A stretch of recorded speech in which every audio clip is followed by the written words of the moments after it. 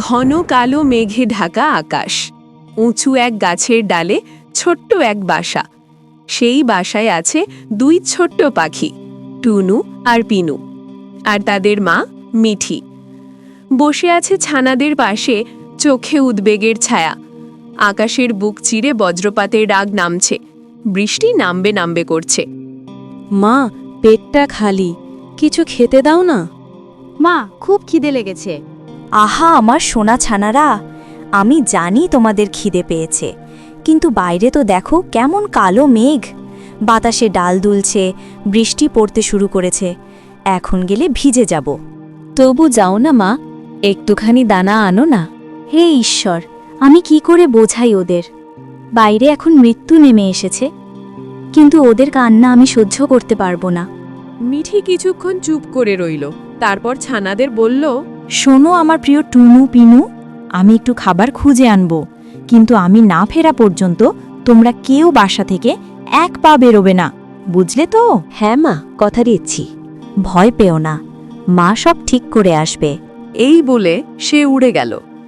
বৃষ্টির প্রথম ফোঁটাগুলো তখন পড়তে শুরু করেছে। বৃষ্টি বাড়ছে, আকাশের বুক ফেটে যেন জল পড়ছে ঝরে ঝরে। বাসার ভেতর টুনু আর পিনু একা। প্রথমবার এত বড় ঝড় দেখছে তারা। এই পিনু, দেখ আকাশ কাঁদছে নাকি? কেমন শব্দ হচ্ছে টুপটুপ করে।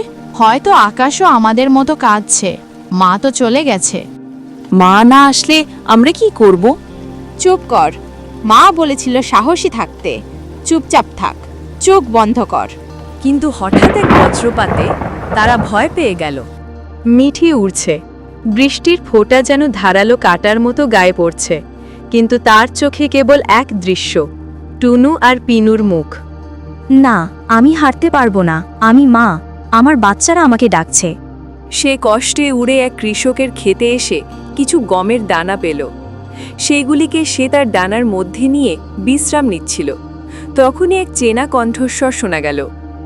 এই মিঠি, এই বৃষ্টিতে কোথায় যাচ্ছিস রে? মরতে চাইছিস নাকি? টুনি বোন, কি করব বলো? বাচ্চারা খিদেতে কাঁদছে, আমি না গেলে ওরা না খেয়ে মরবে। শোন, আমি একটা কথা বলি। গতকাল কবুতর দিদির বাসার পাশে একটা সাপ ঢুকে পড়েছিল। সাপ? তারপর? ওর দুই বাচ্চাকে গিলে ফেলেছে। বৃষ্টি পড়ছিল তখনও। শিকারীরা এমন সময়েই আসে। হায় ঈশ্বর, টুনি ভাই, আমি ভয় পাচ্ছি আমার বাচ্চাদের জন্য। ভয় পাস না, এখনই উড়ে যা, বেশি দেরি করলেই বিপদ। মিঠির সঙ্গে সঙ্গে সেখান থেকে দ্রুত উড়ে গেল। বৃষ্টি আরও জোরে পড়ছে। হঠাৎ সামনে দুটো কালো ছায়া, ঝড়ের আওয়াজে কণ্ঠস্বর ভারী শোনায়। এই যে মিঠি রানী, কোথায় যাচ্ছিস রে? এই বৃষ্টিতে উড়ে বেড়াচ্ছিস কেন? আজ ভাগ্য খুলে গেল, বৃষ্টিতে গরম গরম পাখির মাংস। তোমরা দুজনেই বীর শিকারী, কিন্তু আমি জানি আমাকে শুধু সেই খেতে পারবে যে আসল রাজা। আমি জঙ্গলের রাজা। না রে, আমি। দুজন মারপিট করতে লাগল। এটাই সুযোগ, এখনই পালাতে হবে। সে ডানা মেলে উড়ে গেল তার বাচ্চাদের কাছে। মিঠির বাসায় আসতে আসতে রাত হয়ে গেল। টুনু, পিনু, মা ফিরে এসেছে। মা, তুমি এলেই তো সব ঠিক হয়ে যায়। তোমরা সাহস দেখিয়েছ আমার বীর বাচ্চারা। সেই রাতে সবাই একসাথে ঘুমিয়ে পড়ল, কিন্তু ভোরে মিঠি বুঝল কিছু একটা ঠিক নেই। টুনু, কেন কাঁপছিস? চোখ খুলে বলতো। মা, টুনুর গা গরম লাগছে। ও না, ওর জ্বর হয়েছে। এবার আমি কি করব? মিঠি টুনুকে চোখে চোখে রাখল, কিন্তু পিনুও কাশতে শুরু করল। হে ঈশ্বর, আমি এমন কি অপরাধ করেছি যে আমার বাচ্চাদের এই কষ্ট দেখতে হচ্ছে? পরদিন সকাল, সূর্য ওঠেনি ঠিক, কিন্তু মিঠি উড়ে গেল টুনির কাছে। তার মুখে এক ভয়ের ছোঁয়া। সে টুনুর কাছে গিয়ে বলল, টুনি বোন, বাঁচাও, আমার দুই বাচ্চাই অসুস্থ। কাল সকালে টুনুর জ্বর এসেছিল, আর আজ পিনুরও। বাঁচাও তুমি, আমি কি করব কিছু বুঝতে পারছি না।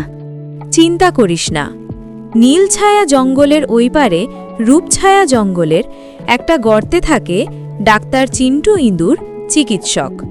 চল ওর কাছে যাই, শুনেছি উনি খুব ভালো চিকিৎসক। চলো এক্ষুনি যাই, দেরি করলেই বিপদ। দুজনে উড়ে গেল ভিজে গাছের ডাল পেরিয়ে। নীল ছায়া বনের পর রূপছায়া জঙ্গলে একটি গাছের গোড়ায় ডক্টর চিন্টু পশু চিকিৎসকের কাছে। ডাক্তারবাবু, ও ডাক্তারবাবু, বাইরে আসুন। মিঠি বারবার ডাকল, কিন্তু গর্তের ভেতর থেকে কোনো উত্তর আসলো না। তখনই একটি চড়ুই সেখানে হাজির হয় এবং সে বলে, তোমরা কাকে খুঁজছ? ডক্টর চিন্টুকে? হ্যাঁ চড়ুই ভাই, তুমি কি জানো তিনি কোথায় আছেন? হ্যাঁ জানি, তিনি তো অনেক দূরের জঙ্গলে কোনো একটা কারণে গিয়েছে, কাউকে না বলে। মিঠি প্রচণ্ড চিন্তায় এবং দুঃখে টুনিকে বলল, টুনি বোন, এবার আমরা কি করব? ঠিক সময় যদি ডাক্তারবাবু টুনু পিনুকে না দেখে, তাহলে টুনু পিনু আর আমার কাছে থাকবে না। খারাপ কথা মুখে আনিস না, কিছু হবে না, ভরসা রাখ। আমরা সবাই মিলে কিছু একটা অবশ্যই করব। আমি তোমাদের হয়তো সাহায্য করতে পারি, আমি একজন ডাক্তারকে চিনি। বলেছিলাম না, ভরসা রাখ, কিছু একটা অবশ্যই হবে। চড়ুই ভাই, তুমি আমাদের সেখানে নিয়ে যেতে পারবে? হ্যাঁ পারবো, আমার পিছনে পিছনে এসো তোমরা। চড়ুই মিঠি ও টুনিকে একটি গাছের ডালে নিয়ে গেল। সেখানে একটি কবুতর বসেছিল আর পরিবেশ ছিল হালকা অন্ধকার, মেঘলা মেঘলা। এই যে ইনি ডাক্তার, এবার আমি আসছি। আমাকে এখনো শস্য জোগাড় করতে হবে, মনে হচ্ছে এক্ষুনি বৃষ্টি আসবে। চড়ুই সেখান থেকে চলে গেল। আকাশ মেঘে ঢাকা। মিঠি উদ্বেগ ভরা কণ্ঠে বলে উঠল, ডাক্তারবাবু, আমাকে বাঁচান, আমার বাচ্চারা প্রচণ্ড অসুস্থ। আমি কি করব কিছু বুঝতে পারছি না, আপনি কিছু করুন, এখনই আমার বাসাতে চলুন। মিঠির এই পাগলামি দেখে ডাক্তার একটু অবাক হয়ে বলল, শান্ত হও মা পাখি, আমাকে নিয়ে চলো তোমার বাসায়, দেখি কি করা যায়। তা তোমার বাসা কোথায়? অনেক দূর, রূপছায়া জঙ্গলের পর নীরছায়া জঙ্গলে। আমরা আপনাকে নিয়ে যাব, এখন তাড়াতাড়ি চলুন। তারা ডাক্তারকে নিয়ে তাড়াতাড়ি উড়ে গেল। মিঠি বাসায় ফিরে দুঃখী মনে দাঁড়িয়েছিল। ডাক্তার টুনু আর পিনুকে দেখে আতঙ্কে বলল, এটা সাধারণ ঠান্ডা নয়, ভাইরাল জ্বর। এই জ্বরের আমি অনেক চিকিৎসা করেছি, কিন্তু তাদের মধ্যে কেউই বেশি দিন বাঁচেনি। এই জ্বর যার হয় তাকে বাঁচাতে পারে শুধু ঈশ্বরই। টুনু পিনুর শরীরে লড়াই করার শক্তি কমে গেছে। তাহলে ওরা বাঁচবে না? ডাক্তারবাবু, আপনি কিছু একটা করুন, ওরাই যে আমার সব। আমি ওষুধ দেব, তাছাড়া আমি কিছুই করতে পারবো না। বাঁচানো ঈশ্বরের হাতে, তোমরা সবাই ঈশ্বরকে ডাকো। আমি হারব না ডাক্তারবাবু, আমি মা, আমি হারলে হবে না।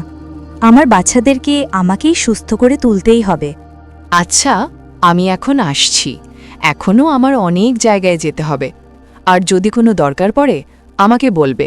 মিঠি, তুই এখানে বস, আমি ডাক্তারবাবুকে একটু এগিয়ে দিয়ে আসি।